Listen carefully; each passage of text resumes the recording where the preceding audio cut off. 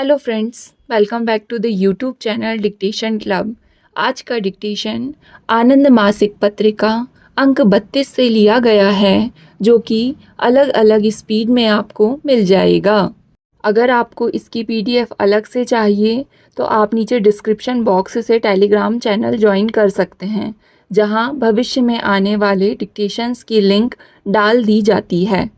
साथ ही चैनल में आपको अन्य प्लेलिस्ट मिल जाएगी, जिसकी लिंक आपको डिस्क्रिप्शन बॉक्स में मिल जाएगी, जैसे रामधारी गुप्ता खंड 1, रामधारी गुप्ता खंड 2, न्यूज़पेपर डिक्टेशन, आनंद मासिक पत्रिका के विभिन्न अंक, जो कि अभी कुछ अंक कंप्लीट हो चुके हैं। इसके अलावा आउटलाइन के शॉर्ट्स भी मिल जाएंगे। तो ज़्यादा समय ना लेते हुए डिक्टेशन स्टार्ट करते हैं 5 सेकंड के बाद।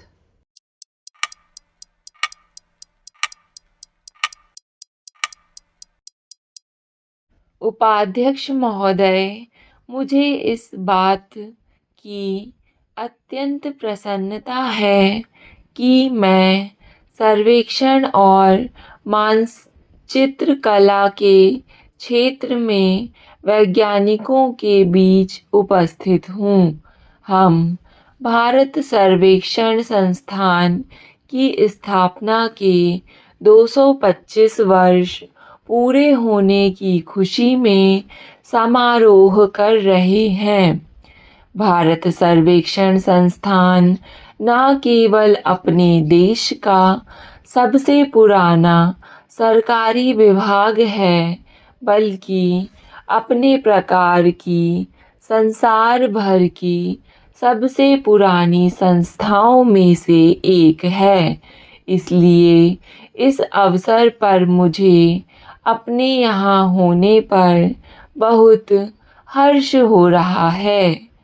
2.25 शताब्दियों की अवधि बहुत लंबा समय है, जिसके विविध पक्षों पर इस अद्वितीय संगठन के अटल चिन्ह अंकित हैं। भारत के सर्वेक्षण इतिहास के साथ साथ बहता है। आधुनिक विज्ञान विकास और औद्योगिक क्रांति के उत्तरार्ध काल का इतिहास। मुझे यह जानकर खुशी हुई कि भारत का सर्वेक्षण संस्थान इन उतार चढ़ाव के बावजूद जीवंत रहा है और आज यह बहुविषयक संगठन है, जिसमें विभिन्न क्षेत्र जैसे गणित शास्त्र, भौतिकी, सिविल इंजीनियरिंग, उपकरण विन्यास, फोटोग्राफी, भूकंप विज्ञान, मुद्रण और कंप्यूटर विज्ञान, दूरवर्ती बोध आदि सम्मिलित हैं। जिस परिशुद्धता से वैज्ञानिक माप लेने होते हैं, वे इस संगठन के काम को बहुत परिश्रम साध्य और सायास बना देते हैं। मुझे संतोष है कि भारत सर्वेक्षण संस्थान ने अपने नियत कार्य के उत्तरदायित्व को समुचित रूप से निभाया है और अपनी विश्वसनीयता की प्रतिष्ठा बनाए रखी है। एक दूसरे नए तकनीक का संबंध पृथ्वी के गुरुत्वाकर्षण क्षेत्र का नाप करते समय साहुल सूत्र के विक्षेपित होने से था। इस प्रकार की सफलताओं ने भारत सर्वेक्षण में एक वैज्ञानिक साहस की प्रेरणा को क्रियाशील बना दिया और मुझे विश्वास है कि यह प्रेरणा आज भी संगठन में उसी प्रकार व्याप्त है। हवाई जहाज के आविष्कार और फोटो कला की उन्नति ने सर्वेक्षण विधियों में क्रांतिकारी परिवर्तन किए हैं।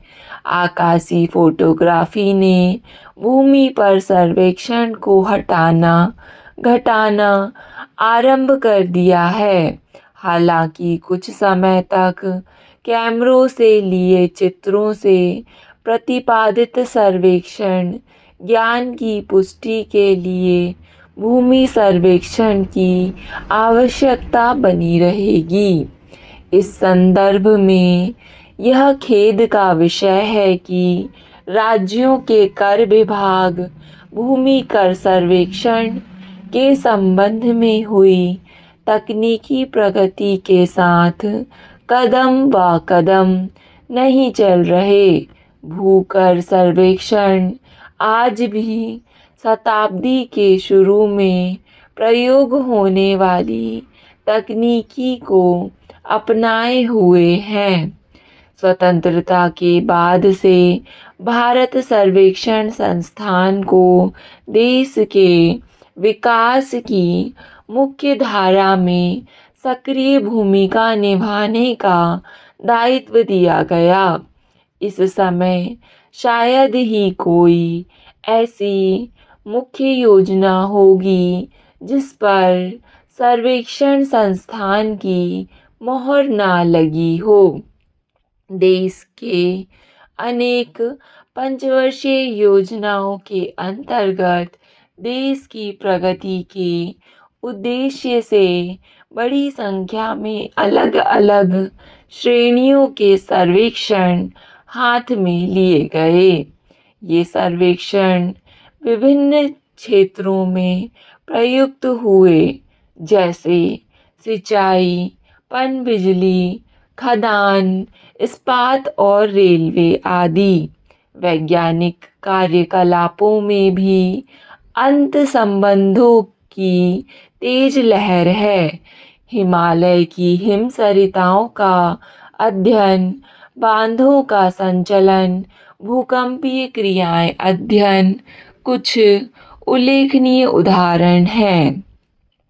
उपाध्यक्ष महोदय, स्पष्ट है कि भविष्य में भारतीय संरक्षण को बहुत कुछ करना है। जितनी सफलता प्राप्त होती है उतनी ही अधिक उपलब्धियां शेष रह जाती हैं।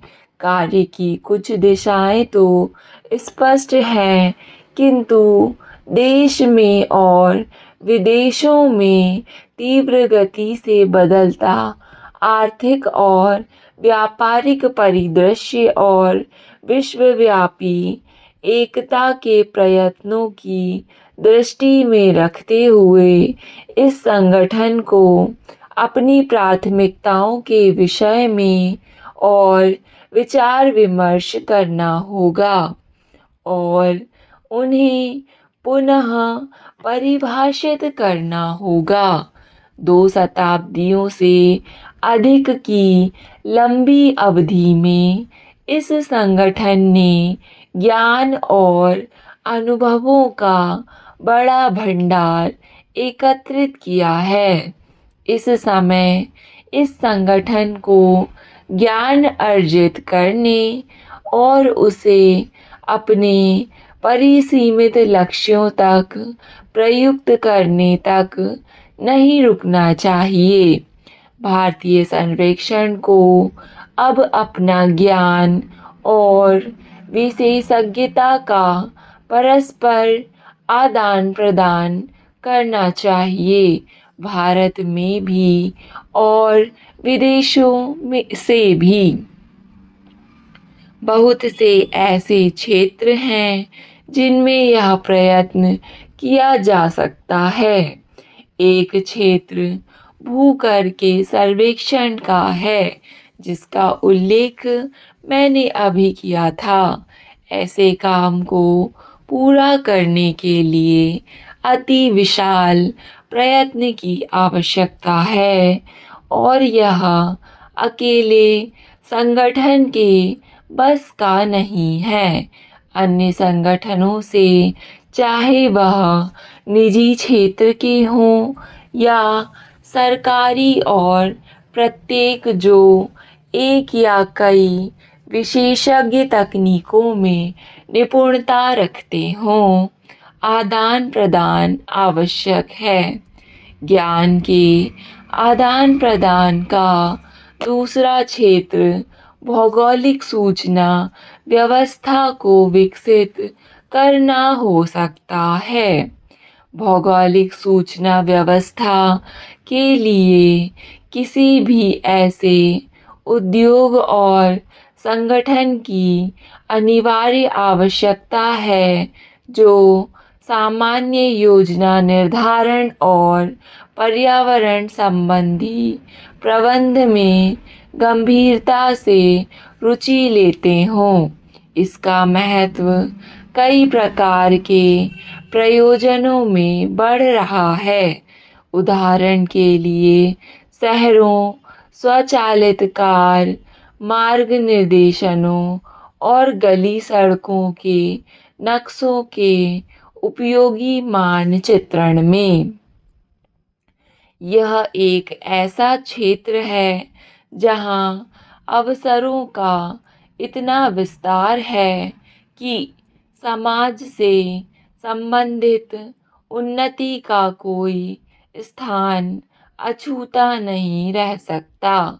आज हमारे देश में विभिन्न सर्वेक्षण ही केवल एक ऐसा संगठन है जो इस क्षेत्र में आवश्यक निपुणता रखता है।